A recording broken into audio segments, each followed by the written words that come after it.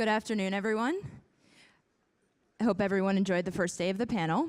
My name is Amanda Lurie. I'm a first-year student here at Sloan, and we have a great panel for you today.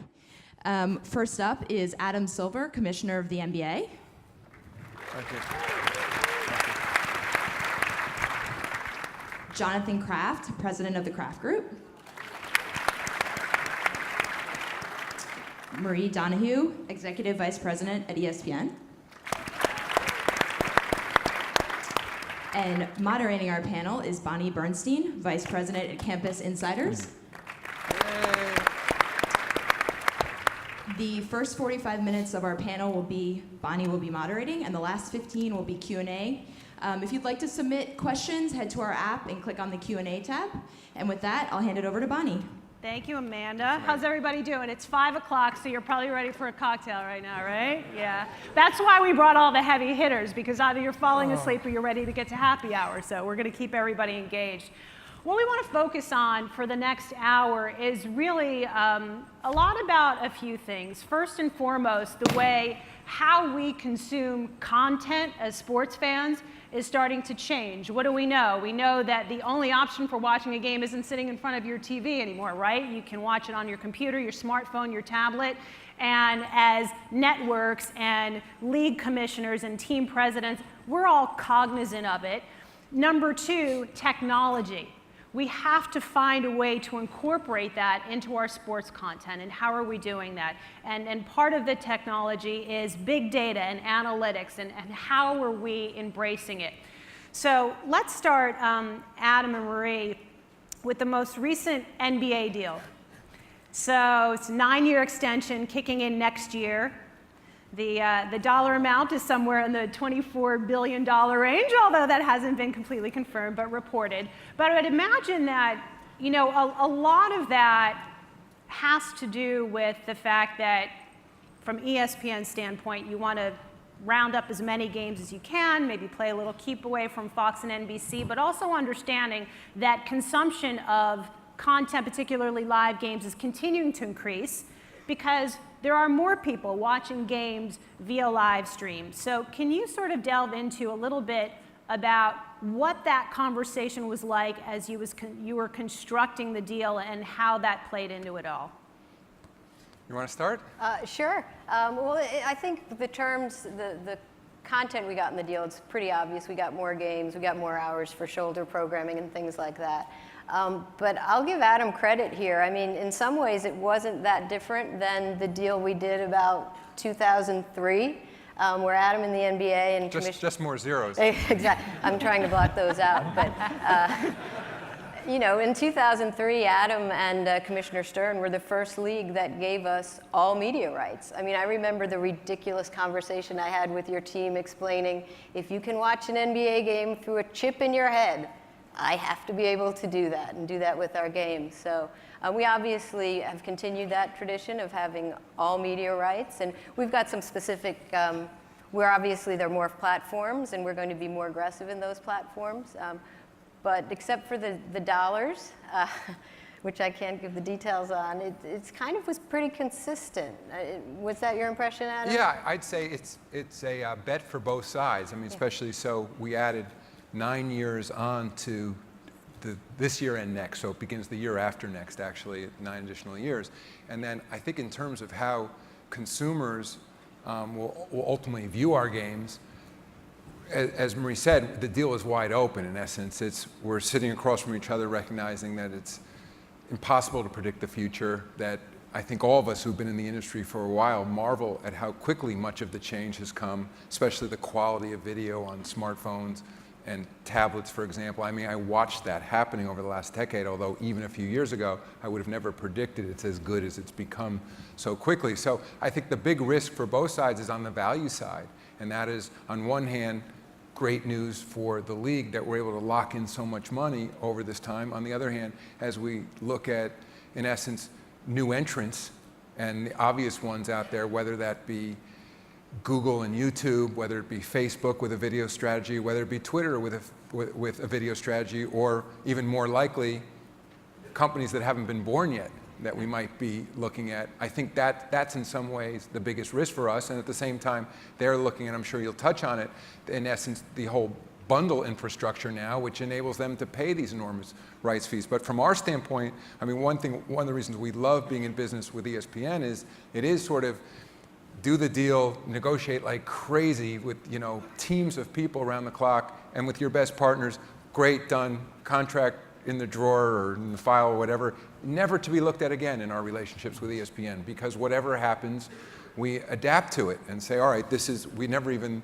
thought about the chip in the head or whatever else. It's critically important for us that our fans be able to see the games, and if they're now watching games on, you know, on the wall as they walk by because it's projected there rather than on whatever it is that they're holding, we want to make sure that both parties are successful under the deal.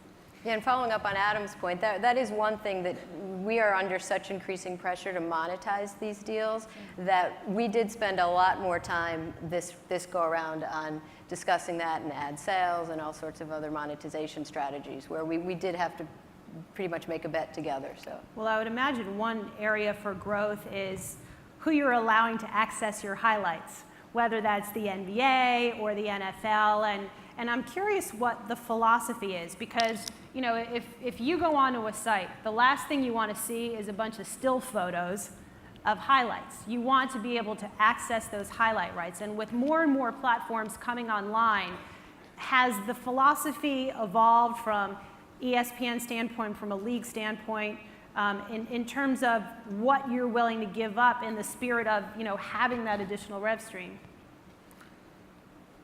Jonathan, you want to jump in? Or? Sure. I'm happy to answer too. Bonnie got a lot taller and a lot balder. I'm bald too, so hey.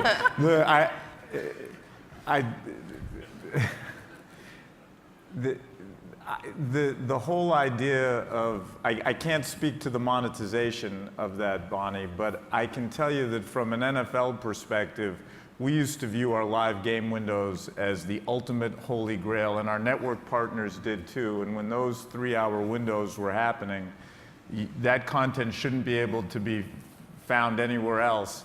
And then as the internet grew up until just this past season, we had even said in a 24-hour tail afterwards, we had special relationships with our network partners so that intellectual property was kept sacrosanct.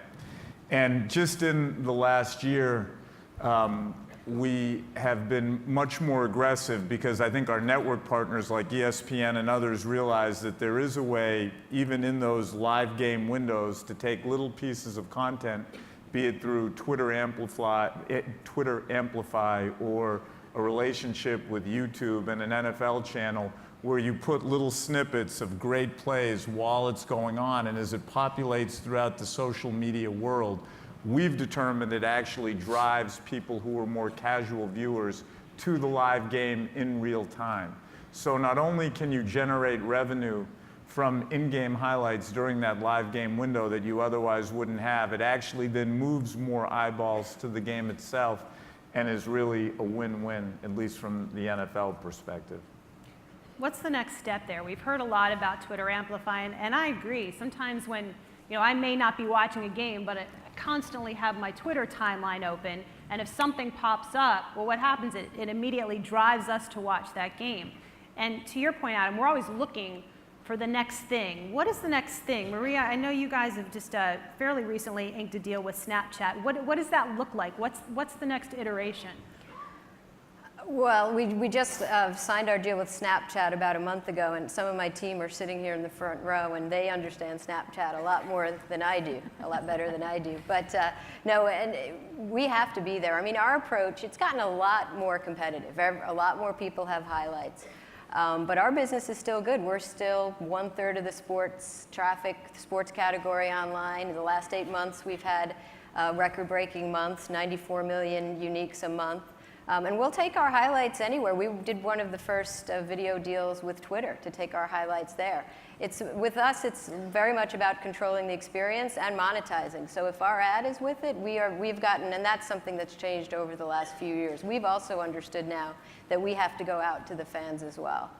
You know, Bonnie, I'd say just in response to your question about highlights, there's this service out there, takes all the leagues, highlights in essence, doesn't pay a rights fee for those highlights, and makes a fortune off them. It's ESPN, and it's called SportsCenter. I mean, and long before we had a games deal with ESPN, SportsCenter, I don't know, Marie, if it's changed, but at least last I looked, SportsCenter was still roughly 50% of your programming hours on the main network, or somewhere around there. And most of that is under news access rules.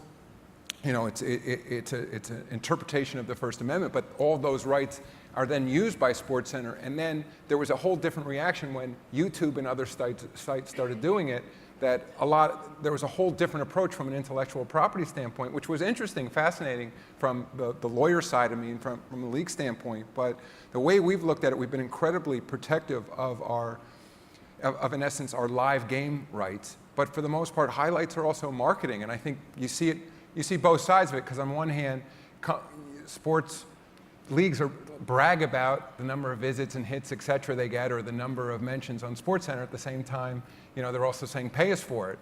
And I know there's all kinds of other sports out there constantly calling ESPN and saying, we don't understand your editorial policy, why aren't you covering more of us? So that's going on there. And I'd also say, your other question about Twitter and video, one thing that we're hoping happens relatively quickly, and it's something we've been talking to Twitter about, that right now people will be getting various Twitter feeds and following certain people.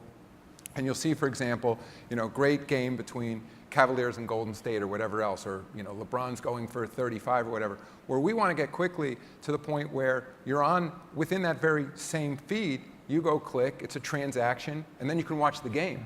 Because right now there isn't, people fascinated to understand that's happening. Right now, our League Pass package really isn't set up to sell individual games. It's not a great consumer proposition, frankly, when it's all you can eat in one price, because most people don't want to consume that many games. And it's sold that way less because that's what consumers are telling us, more it's a function of the existing cable and satellite technology.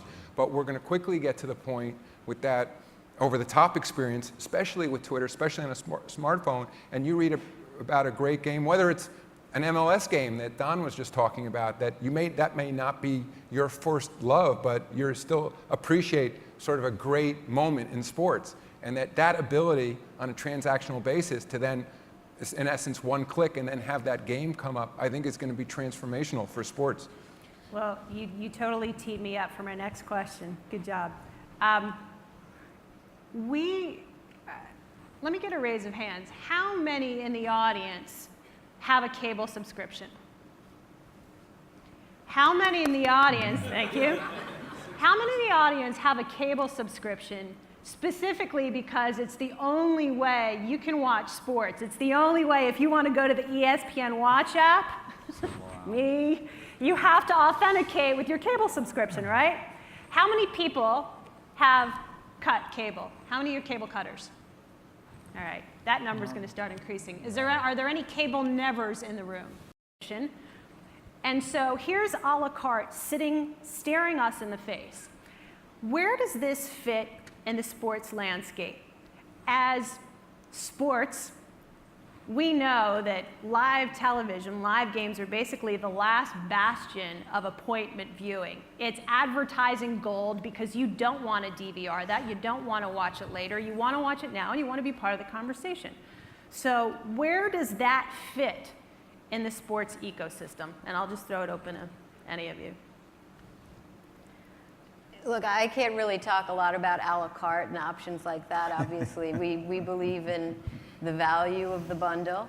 We have done something recently that I think your sub fees dictate that you do. Yeah, but you know, we do dip our toes in different platforms and different offerings, and we've recently announced a Sling offering through Dish, which is a lower price point, pretty much targeted at cord nevers and young cord cutters, where for a lower price point you can get a smaller bundle, and ESPN is in there. So, you know, I would say it's as Adam was saying, it's important for us to ensure sports, how to get ESPN is frictionless, and I think we're probably the best in the business at doing that.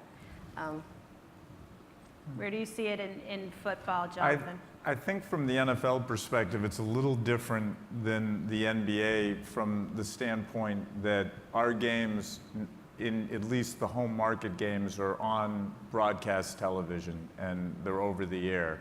So for cord cutters or cord nevers, I think we have a different challenge, which is because we only play one day a week, and because we want to get our content in front of them, both what's currently happening in the league from a news standpoint, but also whatever might be interesting to you in terms of the team that you follow. We came up with a product that launched this past season called NFL Now, which was our over-the-top network. I know the NBA has done one as well, but it's got nothing to do with live game windows. Live game windows, you can't watch the games on NFL Now, but what you do get is a rundown of hard news that's taking place that day and a more personalized experience, or an experience that you can create for yourself. We essentially assemble all the content that's created every day at all 32 NFL teams, aggregate it in a central server, and piecemeal it out to people based on their interests. Because if you're an AFC East fan, you're probably not going to go and search out Bills, Jets, Patriots, Dolphins content, but if it's packaged to you in a way that you might like, you'll probably consume more of it and stay informed. And so NFL Now was a way for us to reach all fans, but in particular with an eye towards the cord cutters or the cord nevers, who otherwise we would have a hard time getting our content in front of because we have so few games. And the one I want to, Adam is so right, and I know we're on over the top, but what he said, what I really believe the holy grail is to social and our businesses and monetization is when you can make that click and have a seamless transaction to do something deeper and further. And I don't mean buy a hat or buy a t-shirt. I mean, do what Adam was talking about. There are so many iterations of things that come from that. He's 100% right, and I just wanted to second it. Yeah, I'm sorry. We also, I don't know how many of you are cricket fans, but we've dipped our toe into that area as well. We have a product called ESPN Pass, which you can basically buy the Cricket World Cup pay-per-view. And we're offering it on our own. You can buy it on our site, but we're also offering it through our distributors. Because we don't necessarily think it's an either or. I mean, if you look at all media consumption numbers, they're going through the roof. It's not necessarily that one platform's going down and one has to go down for others to go up. Yeah, I was just going to add on the a la carte versus bundle issue. There have been threats, I know that we've been talking about for a decade now about Congress stepping in and regulating away the bundle. I don't think that's going to happen. I think the marketplace is going to speak. I mean, my sense is that cable and satellite packaging provides enormous value right now. I mean, that's sort of what we look at, and I think the ability now to get virtually 2,000 channels, and for the price per day and for the amount of programming, people spend enormous numbers of hours watching television. It's off the charts when you see it in terms of how committed people are to watching that programming. I think we'll see in the market in terms of the cord nevers and the cutters that, it's around the edges right now, and I'm sure it's something that everybody has to take very seriously. But the good news, I think, certainly for the people in the business of creating premium programming like sports or HBO, that there still exists enormous desire for that great programming. And so, I mean, the marketplace will settle out. I'm not sure how active the government should be there, but it's not something that we're losing sleep over. Well, government is just very involved in net neutrality regulations in the last day or so, so it should be interesting to see where that goes. It wasn't that long ago where a game was on and we'd watch the game. We didn't have Twitter. We weren't engaging unless you're picking up the phone and calling your friend and being like, hey, did you see that touchdown? But you look at what ESPN's doing, Marie, with megacasts. If you're a college football fan, you knew that there were 12 different ways to watch the college football playoff championship. So I'm wondering what the thinking was behind that. And and how well it did. What sort of data you've gotten back on how people responded to all those options? Sure. Well, the college football final was the #1 watched show ever on cable television, and the 2 semifinals were the second and third. So that's why we don't see it as an either or. People are still watching a lot of television. And we started the MegaCast the year before for the BCS, and it's additive. The ratings were through the roof for our main channel, but then we added, get the numbers right, we added about 1 million on other television, our other television platforms, and I think we added about 400,000 average minute audience on our digital platforms. So it seems to make fans more engaged, and people will watch the game on ESPN1, but they might go to another channel to hear the local broadcasters. Or it might be interesting to this audience that this year we had an incredibly heavy data channel. And then we had a command center where you could watch the other 11 feeds. So and it makes it feel like a big event. And so it's definitely additive for us. We've talked a lot, Adam, I know this is one of your big initiatives. I remember watching you speak at IMG World Congress last year, and you had just started as commissioner. And one of the things you talked about is that we can't lament the fact that our fans, even when they're in venue, have their faces buried in their smartphones. We have to find a way to embrace that. We have to find a way to include that as part of the engagement.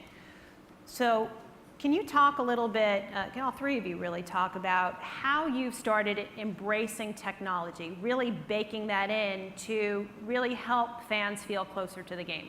Well, I'll begin with your example, that notion in the old days of watching a big game and picking up the phone and calling your friend and saying, can you believe what you're seeing? But nobody even picks up the phone anymore. Right, You just text. and nobody picks up the phone and does that anymore. But what's changed is now it's as if Bill Simmons is your buddy, because rather than being able to picking up the phone and calling him, he's tweeting throughout a big game. And it's not just Bill, but it's the 100 other interesting people whose opinions you value that you can follow. And so you seem seemingly sitting alone in your living room and watching a game, you're getting the wisdom of the crowd. In some ways, what you would be getting in a stadium or an arena, but it's just coming to you through Twitter or Facebook or some of the league sites. And so you really, we're taking what is a very communal experience, and that is watching a game in an arena and taking that to people wherever they are. And it's creating, in essence, a true virtual community around them. And we've embraced that. And we've embraced that through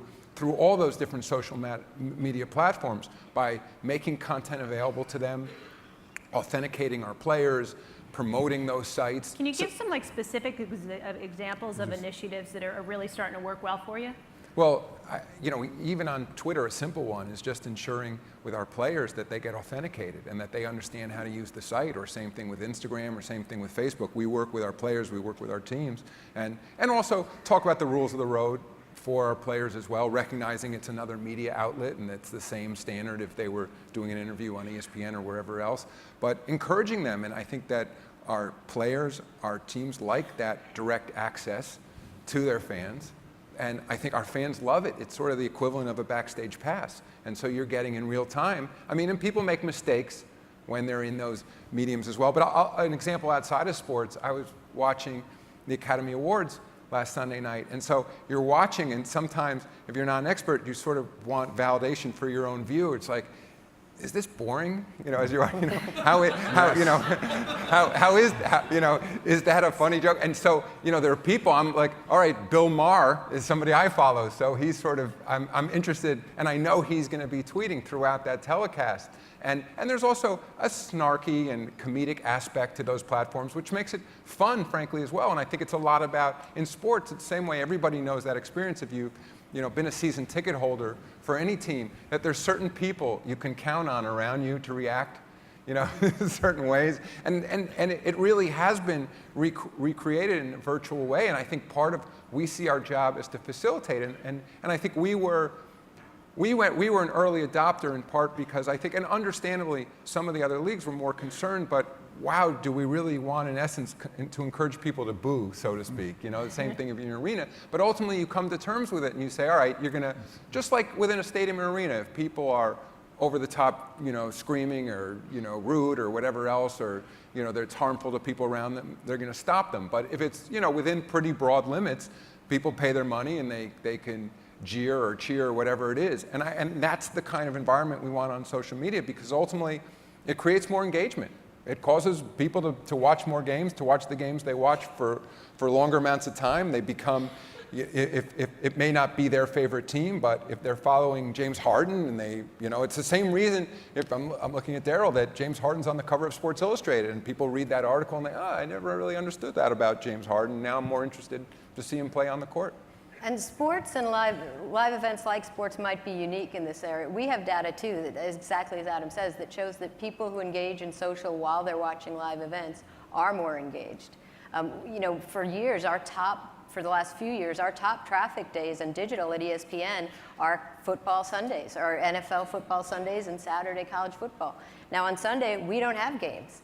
So it's interesting. So 60% of our traffic overall on ESPN.com is through smartphones and tablets. And we believe a lot of that is probably happening on Sunday afternoons when people are watching games on other networks. So it's a business imperative for us. I think from our perspective, we never approached that whole technology, and especially with the NFL, the idea that home's more comfortable, people like being in their living rooms, so defensively you have to do things in the stadium.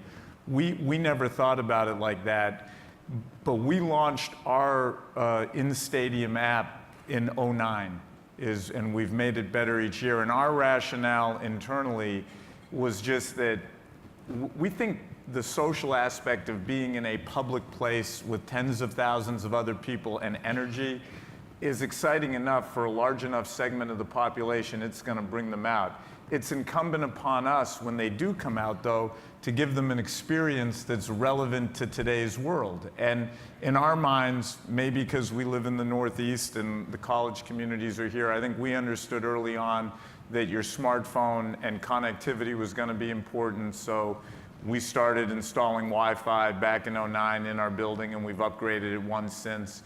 But we started to build an app that just enhances your game day experience, from everything from wait times for the bathrooms that are closest to you when you punch in your section, showing you the 5 closest bathrooms, to a more tangible example of we index the game as it happens. And in the NFL, we're allowed to take the live game content and repurpose it within our building for any way that we want. So something that you can actually do in stadium that you can't do at home unless you're DVRing and indexing the game in real time on another device, is you can scroll back to any drive in the game at any point in the game and then open it up, call up any play, and watch it from a half dozen camera angles, which has proven to be very successful. And the one other thing that people seem to like in stadium is using a combination of social and geo.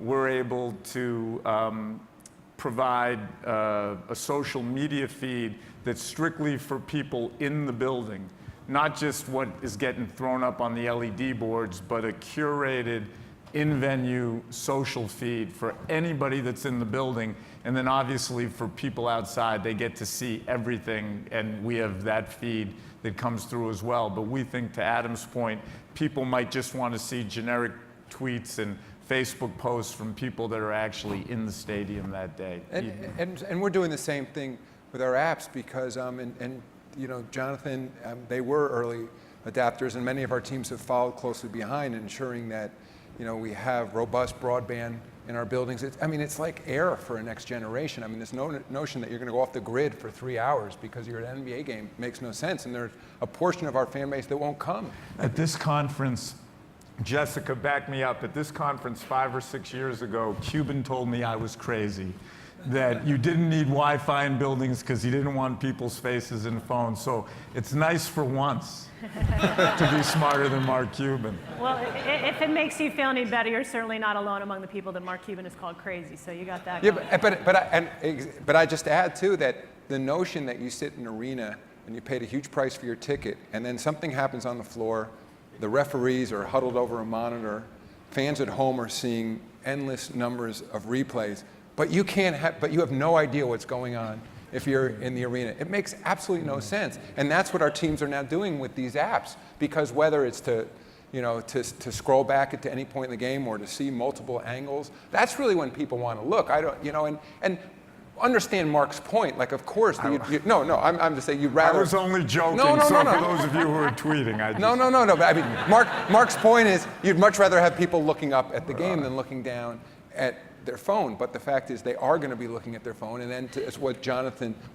just did was said, all right, if they're going to be looking at their phones, let's have them be looking at relevant content rather than doing their work emails or whatever else while they're at our game. And therefore, it takes time to come up with that relevant content, and because there are all kinds of other things that are competing for their attention, even as they're sitting at our games.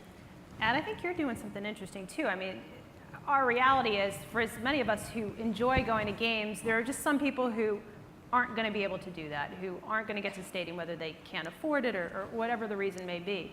You're sort of delving into this virtual reality world, and I was wondering if you could talk a little bit more about that, because I think it's really fascinating just in terms of enabling people to actually feel like they're at the game when they're not. Well, I'll just begin by saying, you said there's of course some people aren't going to be able to make it to the game. When we look at our business on a global basis, and we round up, in essence, 100% of our fans will never get to a game, right? If you're marketing to 1 billion plus in China, 1 billion plus in India, 1 billion plus in Africa, NBA is more of a global brand, I would say, among the major Well, but I'm sports. just saying, so even for the NFL, for any of these leagues, the vast majority of your fans never get to experience a game in person. And so the issue for us, just take basketball, there's always been this sense that, at least we say, the best ticket in all of sports is that courtside ticket at an NBA game. If you sit there and it's, to see the action from that perspective, it's like no other sport event. The athletes are that close. You hear what they're saying to each other. The physicality is right in front of you. But even within a 19,000 person arena, even that experience. So talk about first, only a small portion get to the arena, but then in terms of actual courtside, maybe that's 100 people or so. So what we're trying to do, and we had this notion before the virtual technology came along, which was, how do you replicate this courtside experience? Then all of a sudden, Oculus came along, Samsung entered a partnership with them. There's a lot going on at Stanford University, some stuff I saw 2 weeks ago. Facebook bought Oculus. And so now they're really, and one of the things when Mark Zuckerberg bought Oculus, he talked about replicating a great, I don't know if he said courtside, but he said, we're looking to see how can we replicate what it's like to be at a sporting event. And so if any of you had an opportunity, I mean, it's quickly becoming a consumer product, at least Samsung makes one with Oculus, where you really can, you put these goggles on and you really can experience. And there's great audio as well, you wear headphones with it, what it's like to be courtside at an NBA game. And then it's not just what it's like to be courtside, but what it's like to be on the court, right? Because that's the next step, because you can move around in that virtual world. And well, the technology has a ways to go. And I also think for those of you who've tried the goggles, I can't see, frankly, at least at this point, wearing them for 2.5 hours. It's not that comfortable or anything else. I mean, even they're acknowledging maybe it's a 15 or 20 minute experience, but I think there'll come a time where it's, as Jonathan said it to me, that it's not a substitute for the real live communal experience of being in a building with thousands of people. I mean, these stadiums, these arenas are still modern day town halls. People still like to gather together. People could have watched all of this on video, but they want to be together. They want to experience things together. But I think what we're going to see for the vast majority of our fans who will never have the opportunity to have that experience, the next best thing will be some virtual equivalent of it.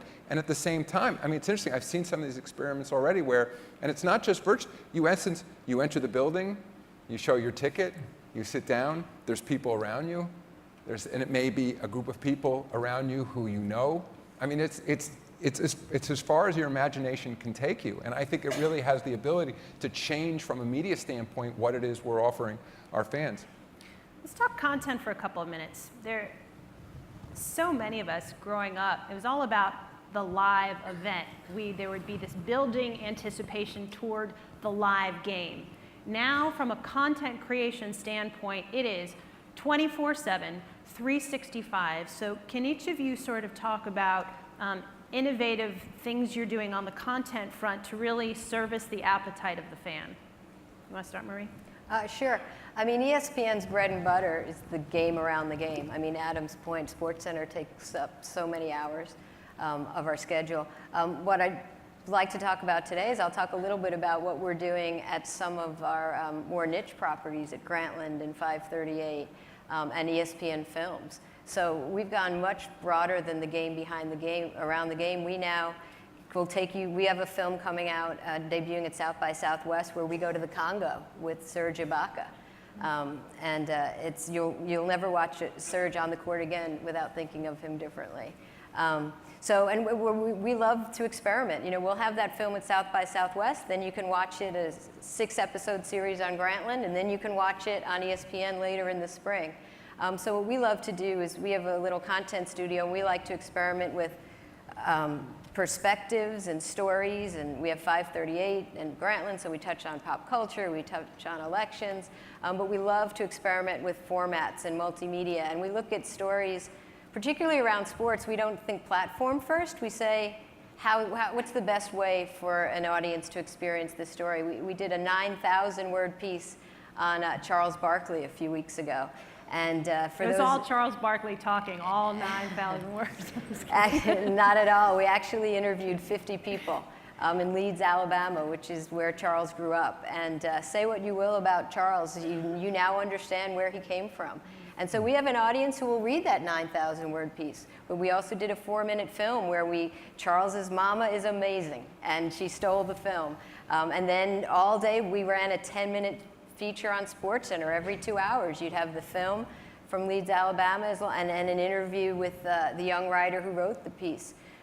So we, as Adam said about virtual reality, our storytelling and our content is as broad as is only limited by our imagination. So it's an incredibly exciting time. And all these platforms and different formats and ways to reach fans it's an incredible time as a content producer. Well, and it's also worth noting too, and just talking about the different ways that you're breaking down the content, is that it's malleable. If you have time to read 9,000 words, you can. If you only have 4 minutes, you want to see something on Chuck and his mama.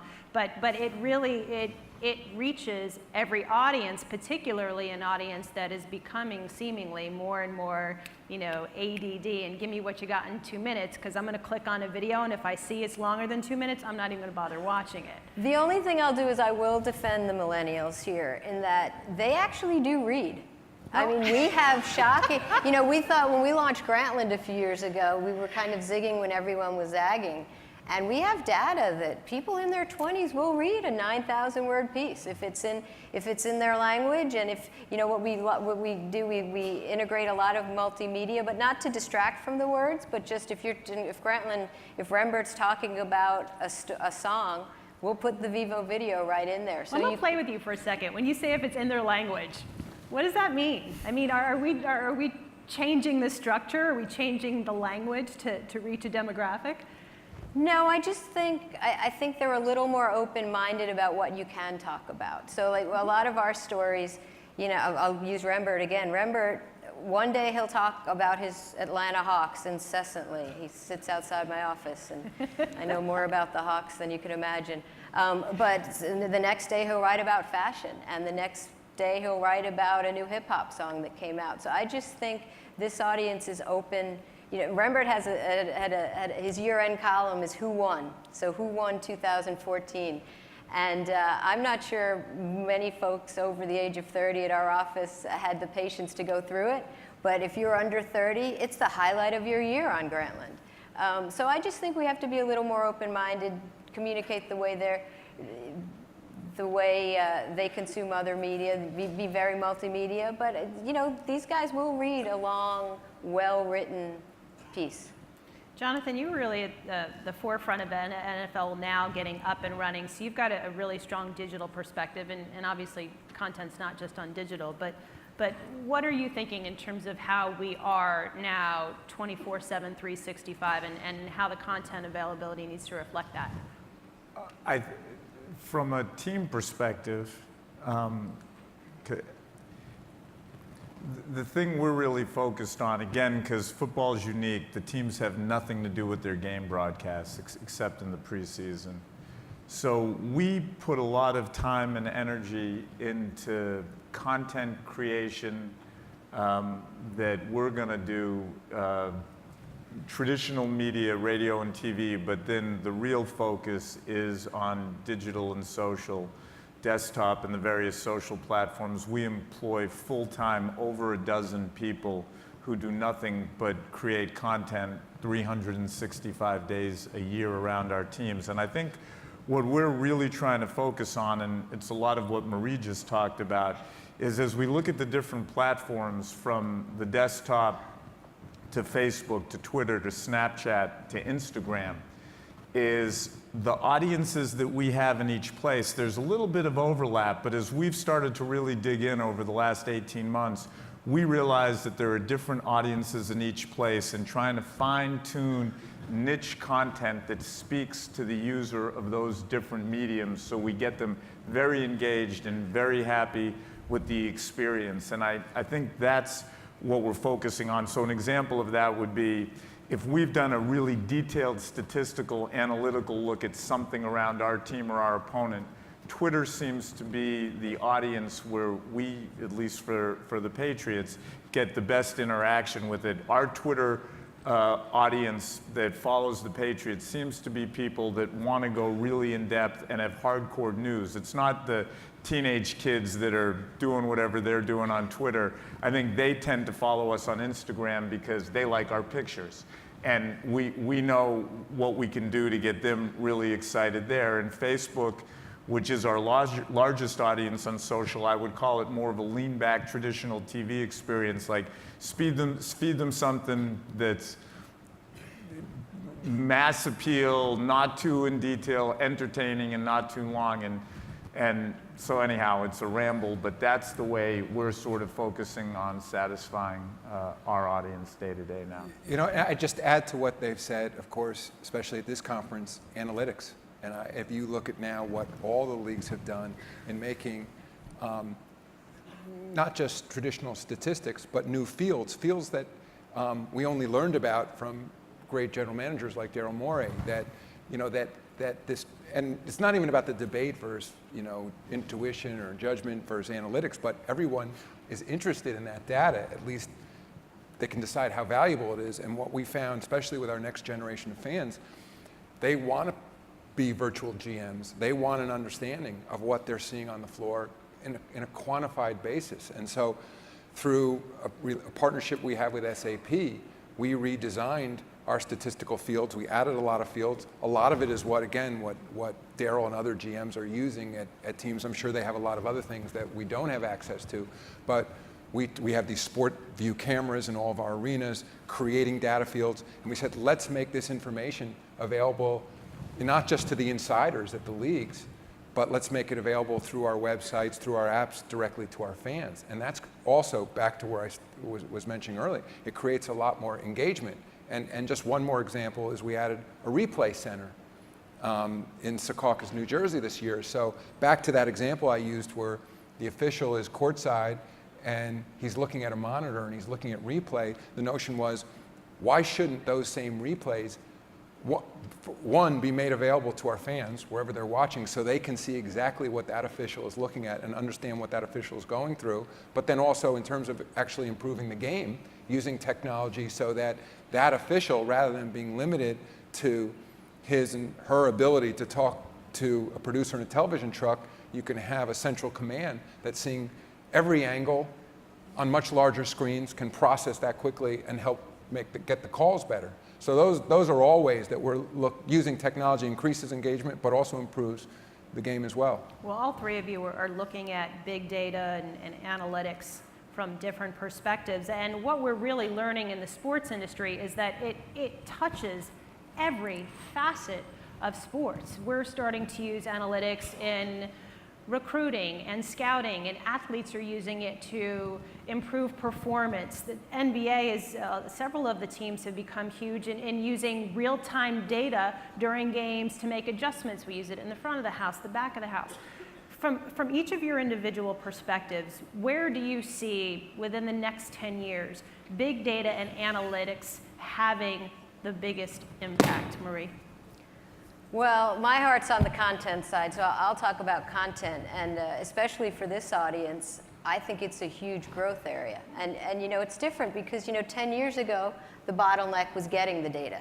Now we have so much data, it's almost overpowering. And this is something we're obviously very invested in. We relaunched 538 with Nate and his team. But we're not there yet. 538's doing an amazing job, I would argue best in the business, but we have so far to go in storytelling about this data. What does it mean? I mean, just having the data, when you have Kirk Goldsberry on Grantland with those amazing shot charts, which were a huge innovation, but that data and those charts sing when Kirk explains to me what it means about LeBron's progress over the last 3 years. So I just think that it's a huge growth area for us from the content side. And we really need people who can analyze and then communicate and tell the stories. That's why we always have open heads at 538, because you can find data folks and you can find writers or storytellers. It's hard to find the two.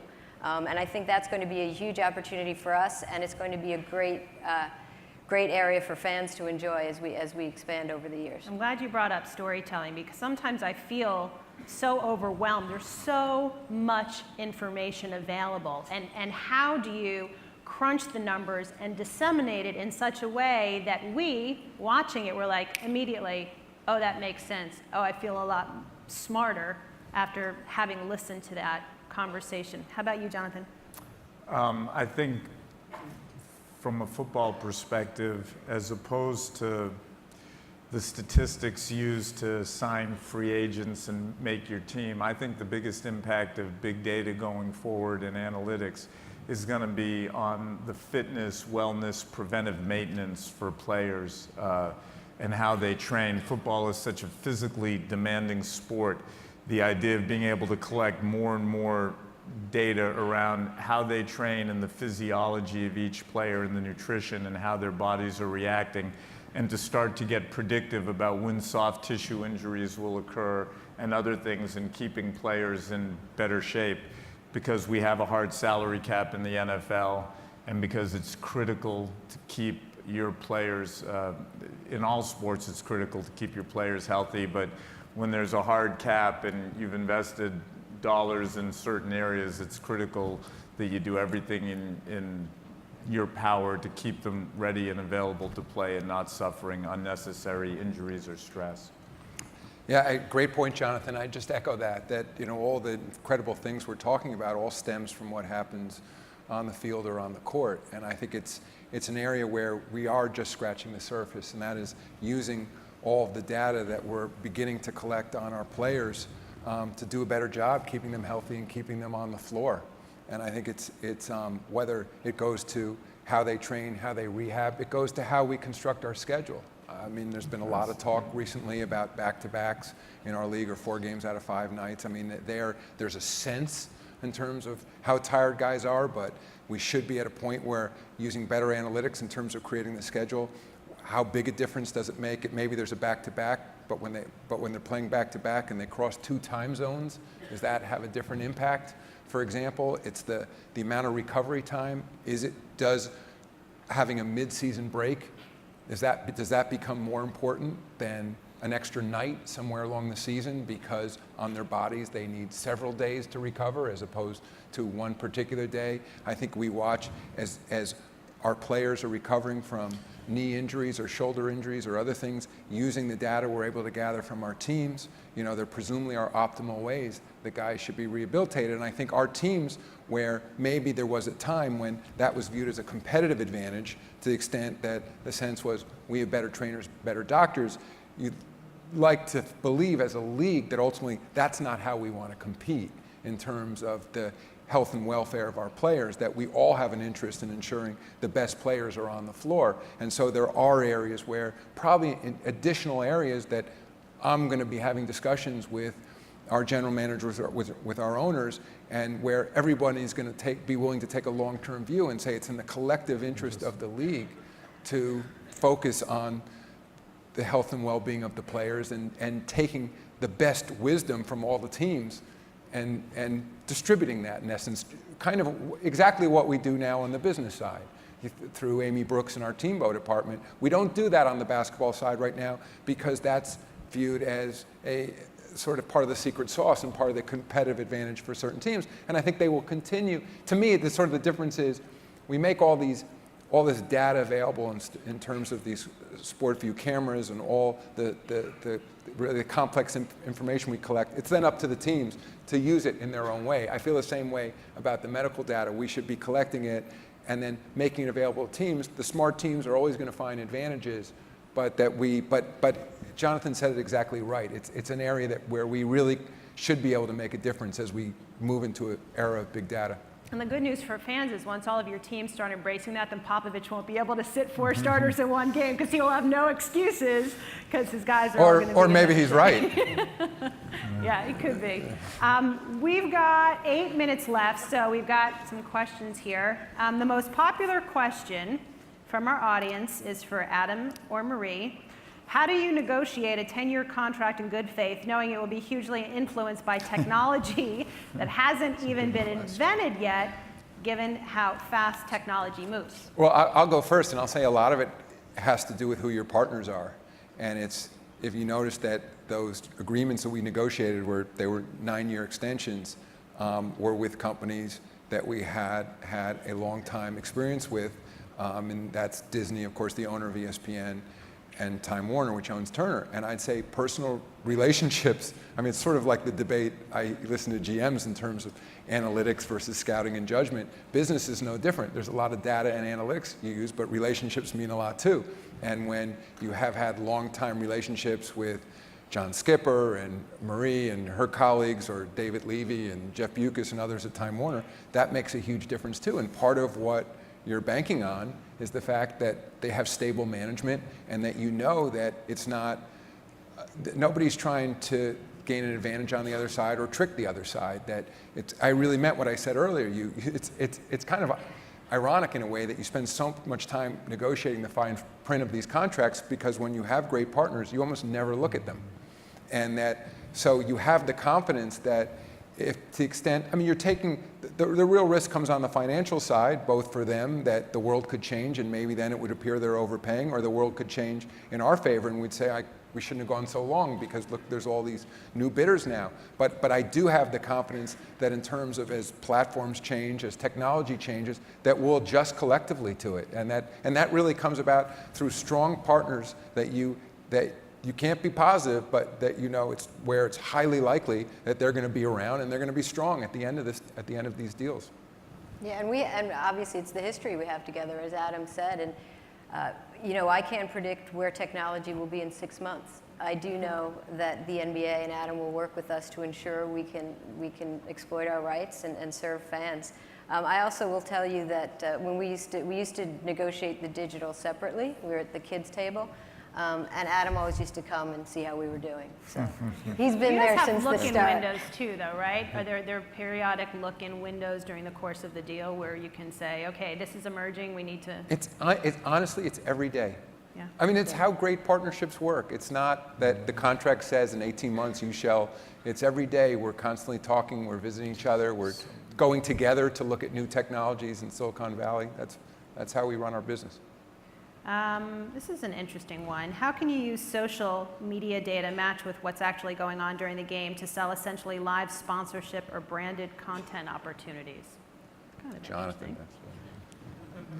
I think about that a lot, and I don't have an answer. But I think that's something.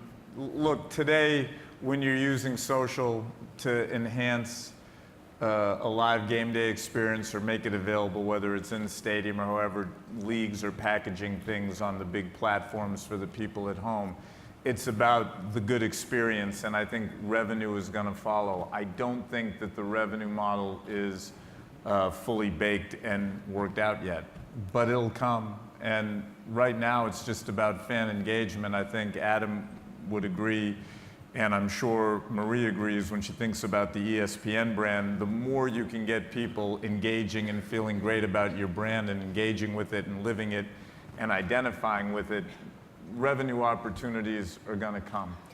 We have a pretty tough ad sales team, so our highlights on Twitter are sponsored. We run ads before them, but you can't do it all the time, and in not all opportunities, and they're not real time. You know, the advertiser isn't changing. We know who they are going in. But we sell our live college, our in-game college highlights are sponsored on Twitter. So we're getting there. More and more revenue will come. Yep. Okay, one more question. This is the second most popular question. Adam, why have NBA stars done so incredibly well on Twitter compared to athletes in other major sports?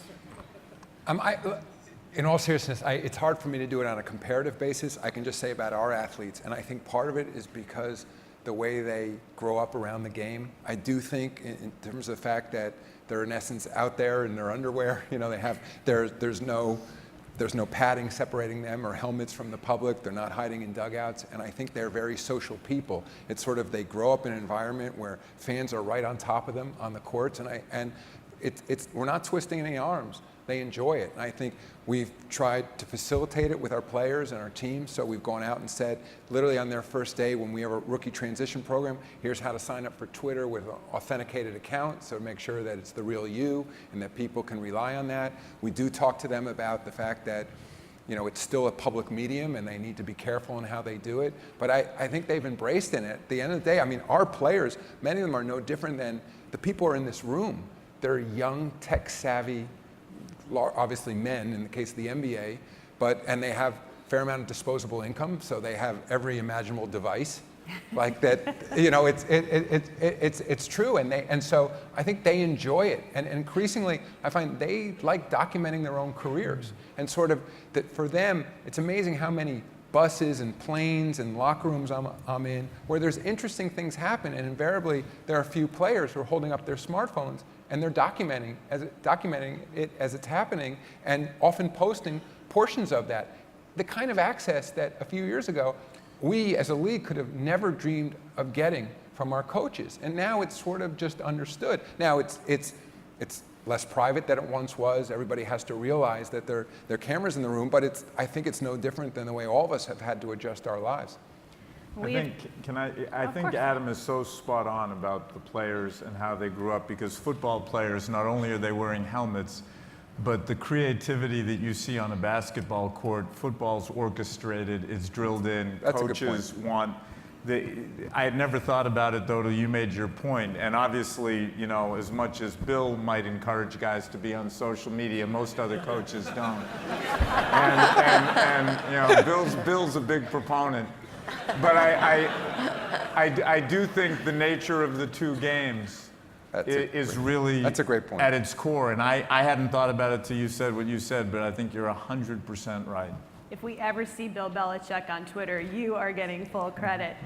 We have really touched on, that'll never happen. We touched on so much stuff today, from content, innovation, technology, data, rights deals. I want to thank y'all for coming out and hanging with us for an hour. You've been a tremendous audience. Marie, Jonathan, Adam, couldn't have a better panel. Thank you for making my life easy. Enjoy the rest of